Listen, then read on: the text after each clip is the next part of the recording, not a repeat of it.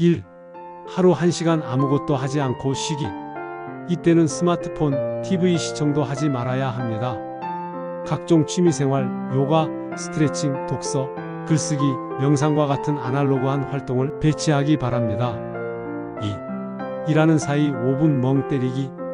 뇌의 과부하 상태는 OM 건강축을 불건강한 상태로 이끄는 가장 큰 원인 가운데 하나입니다. 지나친 생각, 근심, 걱정이 뇌의 과부하를 부릅니다.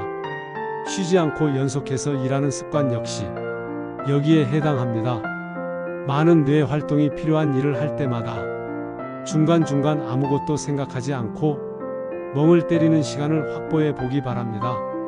처음에는 하루 3회, 그리고 5회, 10회씩으로 멍 때리는 시간을 늘려보기 바랍니다.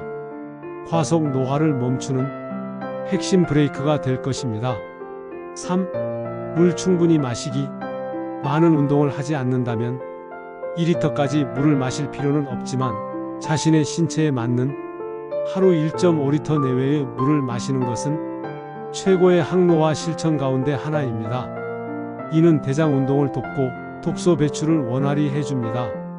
식사 후에도 반드시 물을 마셔 위장 운동이 원활해질 수 있도록 해주세요. 만약 하루에 커피를 500ml 이상 마신다면 몇 컵의 물을 더 마셔야 합니다. 커피가 강력한 탈수 작용을 일으키기 때문입니다.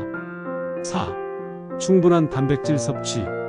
근육 손실이 심해지면 오히려 대사율과 면역력이 떨어집니다. 간헐적 단식을 하더라도 단백질 섭취와 근력 운동을 꾸준히 병행해야 신체 기능이 떨어지고 과속 노화가 진행되는 것을 온전히 막을 수 있습니다. 심지어 체중을 감량하더라도 단백질 섭취량만은 줄여서는 안 됩니다. 오히려 살짝 단백질 섭취량을 늘리는 것이 도움이 될 때도 있습니다. 살이 찌는 것은 단백질 섭취 때문이 아니라 과도한 탄수화물 섭취 때문입니다. 그러니 살을 빼려면 탄수화물 섭취를 줄여야 합니다. 다이어트 시에는 단백질 섭취량을 줄이기보다는 1g 내외로 유지하며 지방과 탄수화물의 섭취량을 줄이는 것이 좋겠습니다. 다만 하루 단백질 섭취 권장량은 사람마다 다를 수 있습니다. 근육이 부족하다면 단백질 섭취를 조금 더 늘릴 필요가 있습니다.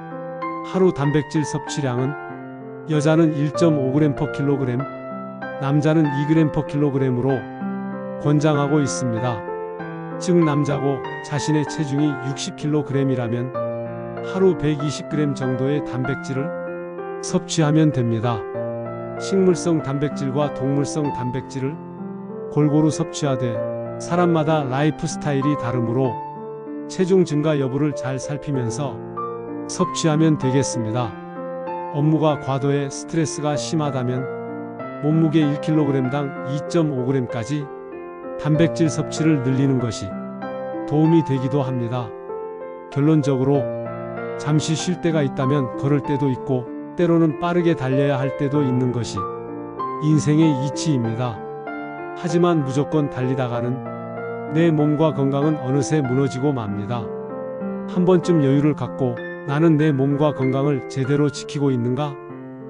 나는 잘 자고 잘 먹고 잘 쉬고 있는가 하는 근본적인 질문을 스스로에게 던져보기 바랍니다. 혹여 내 몸이 과속 노화에 접어든 것은 아닌지 자문해 보기 바랍니다. 하루아침에 우리에게 과속 노화가 나타나는 것은 아닙니다. 수년 혹은 수십 년간의 생활 습관이 쌓이면서 과속 노화가 나타납니다.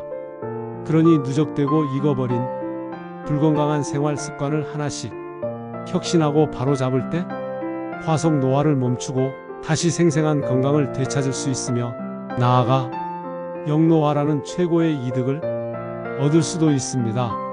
설사 여러 가지 이유로 과속 노화 상태에 돌입했다고 해도 우리는 충분히 자신이 과속 노화 브레이크를 밟을 수 있습니다. 이 글을 읽는 이 순간부터 습관을 하나씩 혁신해 나가길 진심으로 응원합니다.